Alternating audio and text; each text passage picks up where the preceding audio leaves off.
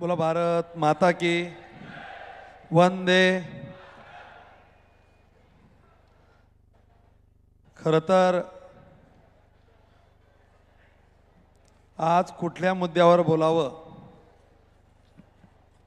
आरोप करावे की आरोपांना उत्तर द्यावं, का काही लोकांना सोडून विकास मुद्द्यांवर राहावं, इथपासून तर आजच्या या सभेच्या अमित भाईंच्या खरं तर मी नशिबान समजतो की आज आपल्या देशाचे गृहमंत्री तथा सहकार मंत्री ज्यांनी 370 कलम हटवून देशाला काश्मीर ते कन्याकुमारी एका धाग्यात बांधलं, श्रीराम मंदिराच्या निर्माणासाठी शिवधनुष्य ज्यांनी पेललं ते आज अमित भाई शाह इथे येत आहे।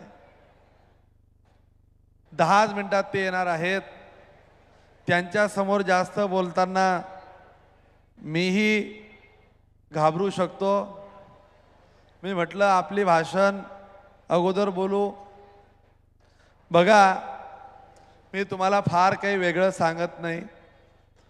माझा स्वभाव पुऱ्या तालुक्याने पाहिलाय। जे बोलेल ते तोंडावर बोलेल।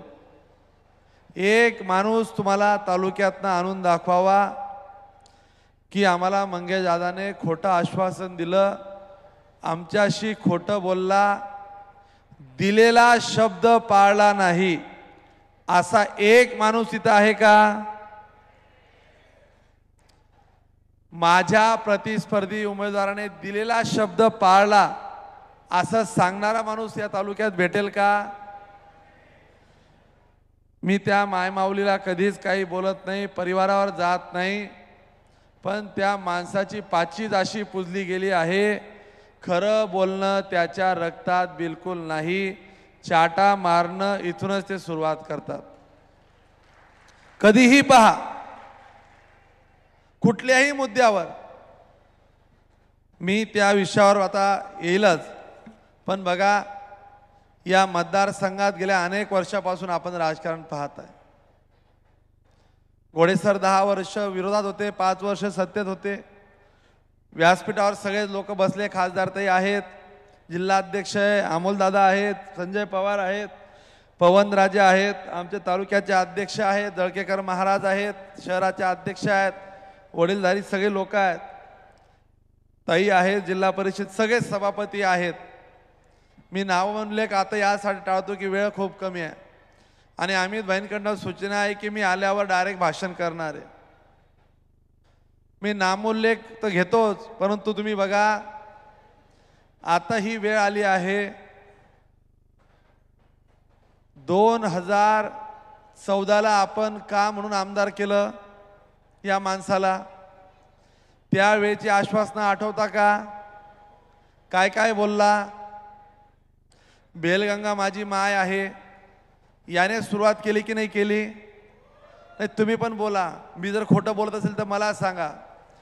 बेलगंगेच्या वेळेस इतकी भाषणं केली, प्रदीप दादा देशमुखांवर गेला, त्यांच्या मूचवर गेला, त्यांच्या परिवारावर गेला, राजू दादा मौनी बाबा आहे असं सांगितलं, त्यांच्या चारित्र्यावर गेला, त्यांच्या खानदानावर गेला, काय नाही त्यांच्या 3-3 पिढ्या काढल्यात।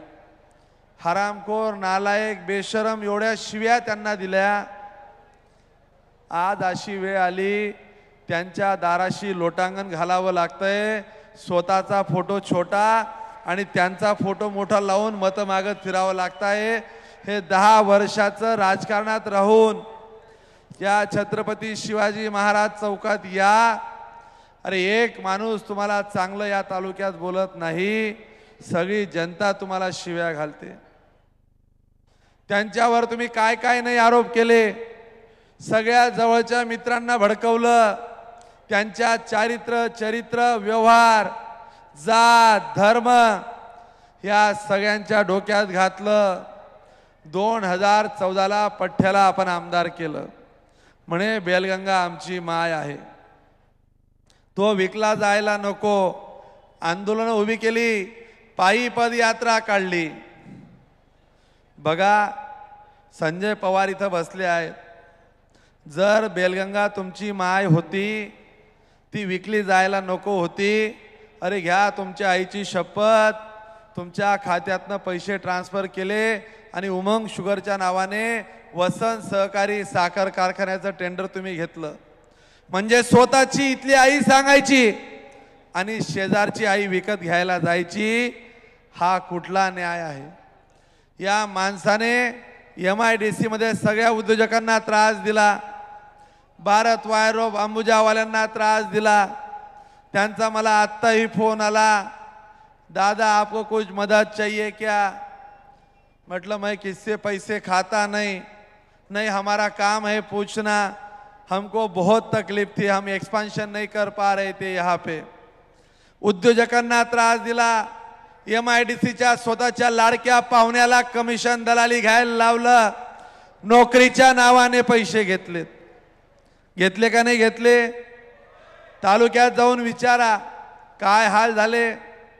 अनेक आश्वासनं दिली, टेक्सटाईल पार्क आणेल. काय झालं टेक्सटाईल पार्कचं? या गावात गणित नगरी उभी करेल, इंटरनॅशनल गणित नगरी. जागतिक लेव्हलचे लोक इथे येतील. काय झालं जागतिक लेव्हलचं? एक कुत्र तिथं आलं नाही. साधा एक ब्रिज तिथं बांधला. अरे त्या पाटणा देवीच्या नावाने त्या मातेच्या नावाने राजकारण केलं. त्या ब्रिजवाल्याला पैसे दिले नाही. अनिल पाटील नावाचा कॉन्ट्रॅक्टर आहे, तो ब्रिज सुद्धा लोखंडाचा ब्रिज खोलून घेऊन गेला. ती पाटणा देवी आता कोपल्याशिवाय राहणार नाही. मी पाटणा गावात गेलो, त्या लोकांनी सांगितलं आमच्या गावातनं 100 मतं सुद्धा याला जाणार नाही. हेच काय विकासाच्या गप्पा मारल्यात, जनतेमध्ये मोठमोठी भाषणं ठोकली. लोकांना सांगितलं की आता आपण तालुका बदलू, गाव बदलू. बदलला तालुका? बदललं काही एखादं गाव? रस्ते बदलले?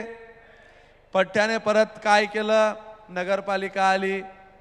नगरपालिका आश्वासन दिलं 100 रुपयाच्या स्टॅम्प पेपरवर की जर मी कामं केली नाही तर राजीनामा देईल. पुन्हा एकदा घोडे सरांना नाविलाज म्हणून तिकडे ढकलण्यात आलं. ठरवून काम करण्यात आलं. नगरपालिकेला देखील त्याच पद्धतीने लोकांची दिशाभूल केली. शहरात झाली का काही कामं? केली काही कामं? बोला ना. झालं काही उपद्व्याप? केले काही चांगलं? पुन्हा मार्केट कमिटीच्या वेळेस सांगितलं 1 रुपयात जेवण देऊ.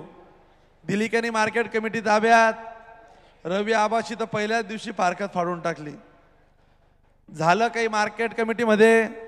पुन्हा पंचायत समितीमध्ये त्या बीडीओला विष प्राशन करायची वेळ आली. एबीडीओला हा खालच्या स्तराचा पाताळ यंत्री माणूस आहे. चित्रसेन दादाने मागच्या वेळेस एक बैठकीत सांगितलं की हा षडयंत्री आहे. हा माणूस त्याच बेलगंगेच्या नावाने राजकारण केलं. त्याच बेलगंगेच्या नावाने त्रास द्यायला सुरुवात केली. उद्योजकांना त्रास द्यायला सुरुवात केली. आज तर परिस्थिती अशी आहे, त्यांचा उबाटाचा तो पोपट तो म्हणतो की हे व्यापारी हे भेसळ करतात. अरे तुमची व्यापाऱ्यांविषयी ही भावना आहे. शेतकऱ्यांचा कारखाना तुम्ही डब्यात घातला. शेतकऱ्यांच्या नावाने राजकारण केलं. तुमच्या कार्यकाळात दुष्काळ पडला. तुम्ही जाहीरपणे सांगितलं की या तालुक्याला दुष्काळ घोषित करेल. मिळाले का तुम्हाला दुष्काळाचे पैसे? या वर्षभरात जेवढे पैसे शेतकऱ्यांना मिळाले तेवढे 20 वर्षात मागच्या लोकांना पैसे मिळाले नाही. दर 3-3, 4-4 महिन्यांनी पैसे येतात. लोक तर म्हणतात आम्हालाच कळत नाही पैसे कशाचे येतात. मायबाप जनता हो, तुम्ही घाबरू नका. शेतकऱ्यांना कुठल्या संकटात आपण सोडलं नाही. दुष्काळाचे पैसे, कोविडचे महापूर आला, महापुरात अडचणी आल्या तेव्हा आपण पाहिलं, तेव्हा सरकारमध्ये नव्हतो ते पैसे मिळवून दिले. आता विम्याचे पैसे मिळाले. वर्षभरात शेतकऱ्यांना कायम मदतीची भूमिका आपण घेतली. कधी कुठल्या संकटात शेतकऱ्यांना वाऱ्यावर सोडलं नाही. अनेक संकट आली. दुष्काळ आला, महापूर आला. महापुरामध्ये माझा विरोधकांना सवाल आहे, एक बिस्लरीची पाण्याची बॉटल तरी तुम्ही कोणाला पाजली का याचा आम्हाला एक फोटो आणून दाखवा, आम्ही तुमचा सत्कार करू। कोविडमध्ये लोक मरत होती, कोविडमध्ये लोक अडचणीत आली, लोकांना जायला जागा नव्हती, खायला अडचणी आल्यात।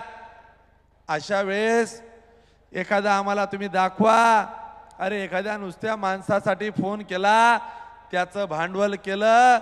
कोविडच्या 8 दिवसानंतर मी आणि माझे सगळे सहकारी जीवावर उदार झाले। घरात लहान पोरं होती, बायकोला सांगितलं, अरे या मायबाप जनतेने आपल्याला आमदार केलंय, यांची प्रेत स्मशानभूमीत जातील आपण पाहत राहू, हे माझ्या बापाला शक्य नाही, हे माझ्या रक्तात नाही।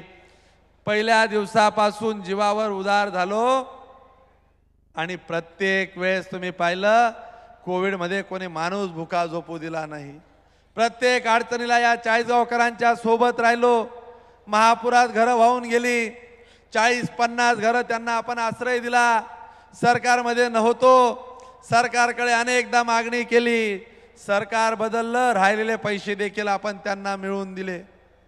तुम्ही मला जवळून पाहिलंय, तालुक्यात ग्रामीण भागात आज चित्र बदलतंय।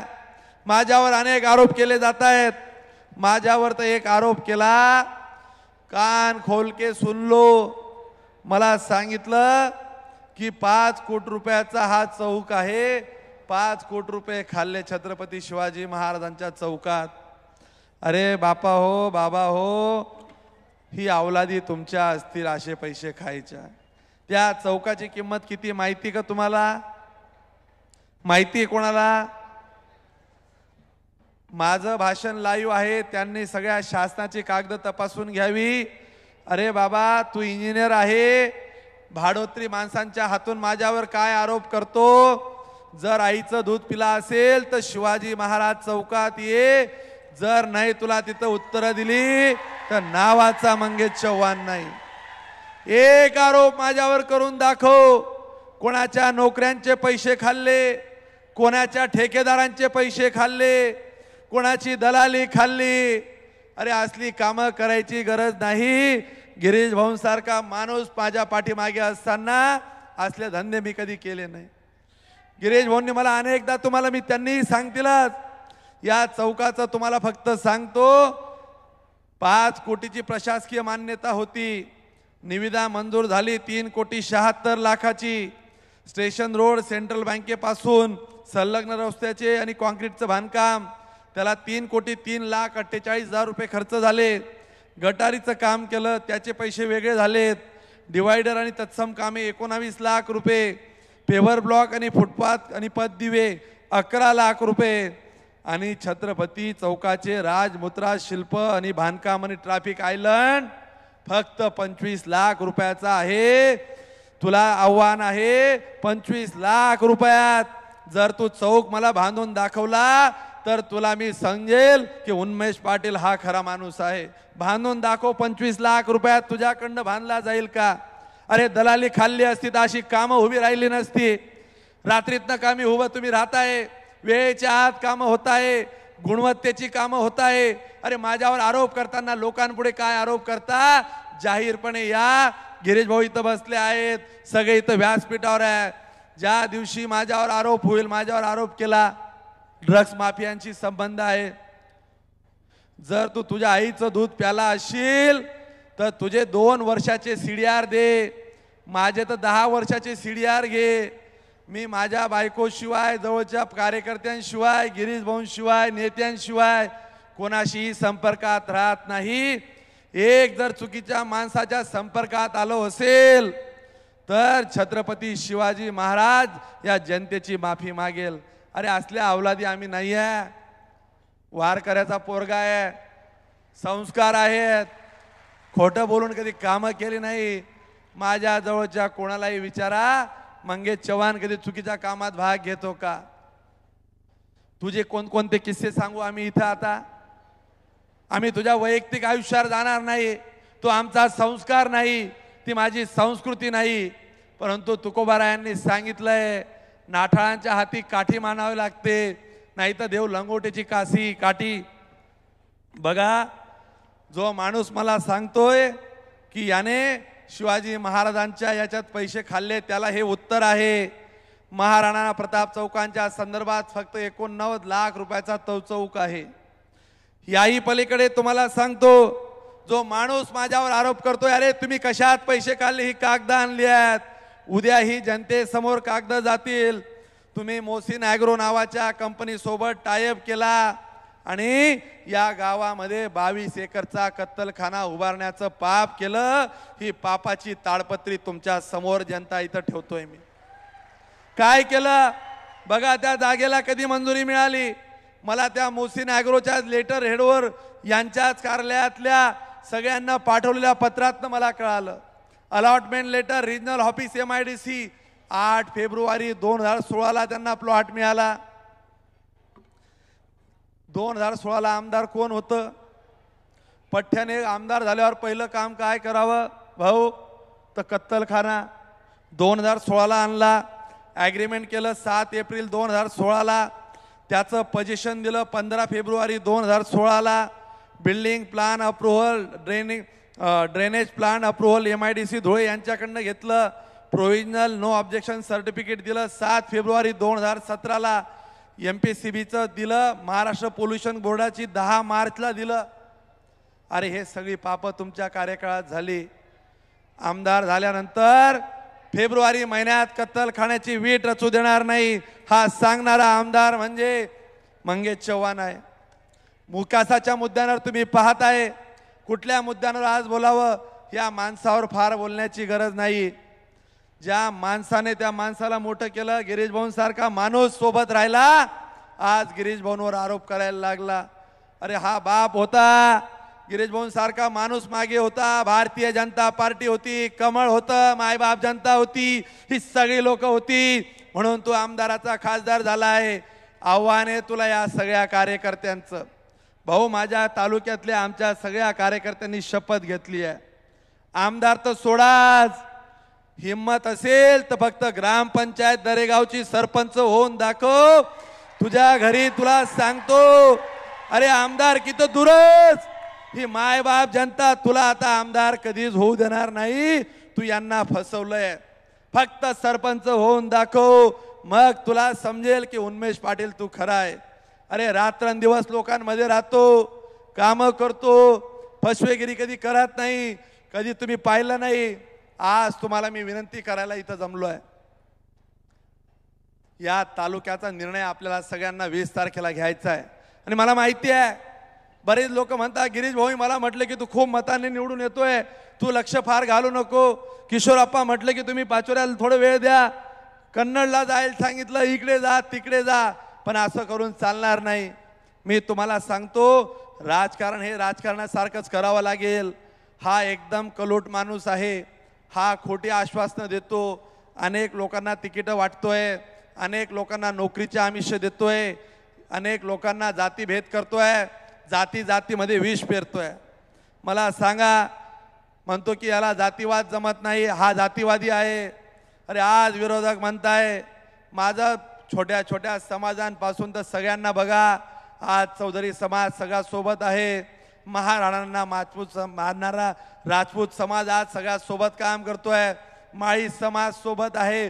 सगळे छोटे छोटे समाजांना विश्वास आहे की हा माणूस सगळ्यांना घेऊन काम करेल. मुसलमान भाजपाला मत देणार नाही असं सांगितलं जातं.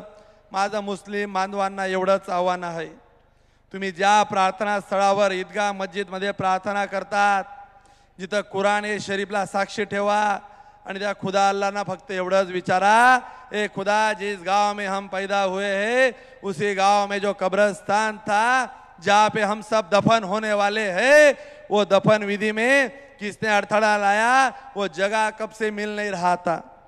2019ला मी आमदार झालो आणि आज ती कब्रस्तानची जागा करून दिली. जाणाऱ्या सगळ्याच ठिकाणी आज तुम्ही पाहताय नदी पलीकडचं वातावरण बदलतंय. सगळे समाज बांधव म्हणताय की या माणसाला साथ दिली पाहिजे, विकासाला साथ दिली पाहिजे, सगळ्यांना सोबत घेऊन काम करणाऱ्या माणसाला सोबत राहिलं पाहिजे. एवढीच माझी तुमच्याकडनं अपेक्षा असेल की येणाऱ्या 20 तारखेला आपण गाफील राहायचं नाही. आपण निवडून आलोय या आविर्भावात राहून चालणार नाही. आपण ताकदीने एकत्र राहिलं पाहिजे. आपल्यातले उणे दुणे काढले नाही पाहिजे. आज स्टेजवर कोण गेलं, खाली कोण बसलं, तुम्ही काळजी करू नका. स्टेजवरच्यांचा तर कायम आदर सन्मान आहे. शेवटचा बसलेल्या माणसाची जागा देखील माझ्या हृदयात आहे. कोण्या माणसावर या गावात अन्याय होणार नाही. तुम्हाला जाहीरपणे सांगतो, मी आमदार असेपर्यंत या गावात कोणा व्यापाऱ्याला त्रास होणार नाही. कोणाला बिल्डिंग प्लॅन मंजूर करायचा आहे म्हणून अडवणूक होणार नाही. कोणाला उद्योग चालू करायचा आहे म्हणून त्याला एक्सटॉर्शन मनी दिली जाणार नाही. कोणाला MIDCत उद्योजकाला गरज पडली म्हणून त्याला त्रास दिला जाणार नाही. सबका साथ, सबका विकास, सबका विश्वास या ब्रीद वाक्याने पुढे जाऊन काम करायचं मी ठरवलंय. गिरीश भाऊंची मला साथ आहे. गिरीश भाऊंच्या माध्यमातून तर या मतदारसंघात एवढी चांगली झाली. भाऊ, ग्राम विकास खात्याचा फायदा किशोरप्पाला बाजूला आहे, आता टर्म संपली, आता खरं सांगून टाकतो. कोणालाच गिरीश भाऊंचा फायदा जेवढा घेता आला नाही तेवढा फायदा मतदारसंघासाठी मी करून घेतला. ग्राम विकास खात्याचं जामनेरला जेवढे पैसे गिरीश भाऊंनी घेतले तेवढेच पैसे चाळीसगावला दिलं. एवढ्या मोठ्या नेत्या, मनाचा नेता माझ्या मागे आहे. तेही सांगतात की गिरीश भाऊंचं मंगेशचं काहीतरी प्रॉब्लेम आहे. गिरीश भाऊंचं माझं लव्ह मॅरेज आहे. मी गिरीश भाऊंना कायम आय लव्ह यू म्हणतो. अरे ज्या माणसाने मला एवढं मोठं केलं, गिरीश भाऊंचा शब्द आयुष्यात प्रमाण राहील. त्यांनी जे बांधेल सांगतील ती दिशा राहील. कधीही माझ्या मनात पाप येण्याचा प्रश्नच नाही. आमच्यात तर काहीच नाही, पण लोकांना दिशाभूल करून काही सांगतात. तुम्हाला सांगतो, येणाऱ्या 20 तारखेला आपण एकत्र राहायचंय. या षडयंत्री माणसाला घरी बसवायचंय. हा आपल्याला अनेक वाईट प्रचार करेल. कधी सांगतो डीमार्ट येईल, व्यापाऱ्यांना सांगतो. त्या झाडूवाल्या बाईला, भाऊ, दिवाळीमध्ये झाडूवाली बाई बसली होती. तिला म्हणे, या गावात डीमार्ट येतंय माई, तुझा दुकान बंद पडून जाईल. बारदानवाला भेटला, ते गोण्या विकणाऱ्या, म्हणे आता विकास दूधवाल्यांनी प्लॅस्टिकच्या गोण्या चालू केल्या, तुझं दुकान बंद होईल. जर याच्या तोंडाला जर मीटर लावलं, एवढा खोटा बोलणारा आमदार या महाराष्ट्रात कुठे नसेल. एवढा खोटारडा माणूस या गावात मिळाला. गावागावात आमदार निधीची पत्र दिली, खोटी दिली का नाही दिली? ग्रामीण भागातली तुम्हाला खोटी पत्र किती मिळाली आहे? अरे एक पत्र दाखवा की मंगेश चव्हाणे खोटं पत्र दिलं, खोटं आश्वासन दिलं, छत्रपती शिवाजी महाराजांच्या समोर नाक घासून माफी मागेल. जर टेक्निकल अडचण आली तर तेवढीच कारण वगळता जेवढा निधी तेवढीच पत्र कायम देतो. आज तुम्हाला मी विनंती करतोय, तुम्ही माझं 5 वर्षाचं काम सगळ्यांनी पाहिलंय. प्रत्येक वेळेस तुम्ही मला साथ दिली. माझ्या परिस्थितीची, राजकीय परिस्थिती तुम्हाला माहिती आहे. ग्रामपंचायत कर्मचाऱ्याच्या पोराला तुम्ही आमदार केलं, इथपर्यंत पोहोचवलं. आज गिरीश भाऊंनी, भारतीय जनता पार्टीने दुसऱ्यांदा मला संधी दिली, पहिल्या यादीत माझं नाव घेतलं. आज एवढा विश्वास तुमचा सगळ्यांचा आहे. तुमच्या विश्वासाला तडा जाईल असं कुठलंही काम माझ्या हातून होणार नाही. परंतु येणारी 7 दिवस तुम्हाला कमळासाठी आणि आपल्या आईसाठी द्यायची आहे. आणि आपल्या आईच्या विरोधात ज्यांनी काम केलंय त्यांना आता एकदा धडा शिकवायची ही वेळ आली आहे. धडा शिकवणार की नाही शिकवणार? बाकीचे हो म्हणताय की नाही? धडा कोण कोण शिकवणार? धडा शिकवायला वरती हात कोण कोण करताय? धडा काय शिकवायचा आहे? घरी म्हणजे कसं घरी बसवायचंय? कसं कसं ऐकायला येत नाही इकडचा आवाज. कसं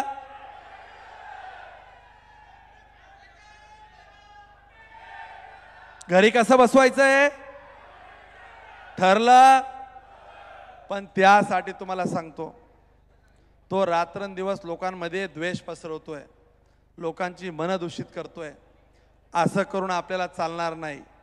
तुम्ही सगळ्यांना मी विनंती करतोय, 7 दिवस फक्त मंगेश दादासाठी द्या, भाजपासाठी द्या.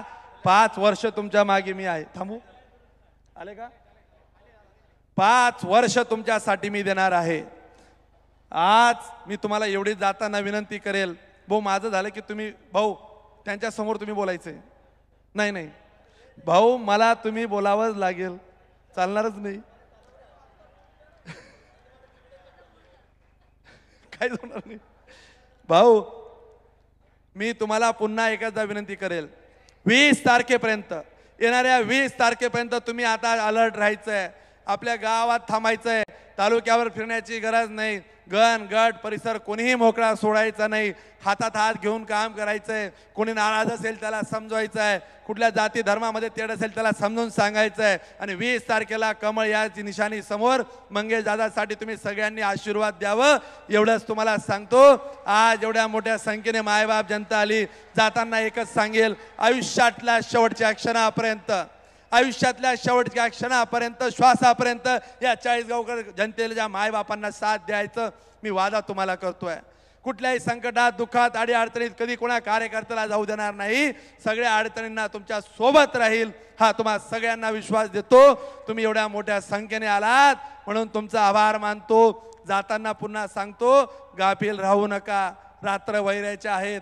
7 दिवस काही होईल परंतु आपण सगळ्यांनी एकत्र राहावं एवढंच सांगतो. थांबतो. धन्यवाद. जय हिंद, जय महाराष्ट्र. धन्यवाद दादा.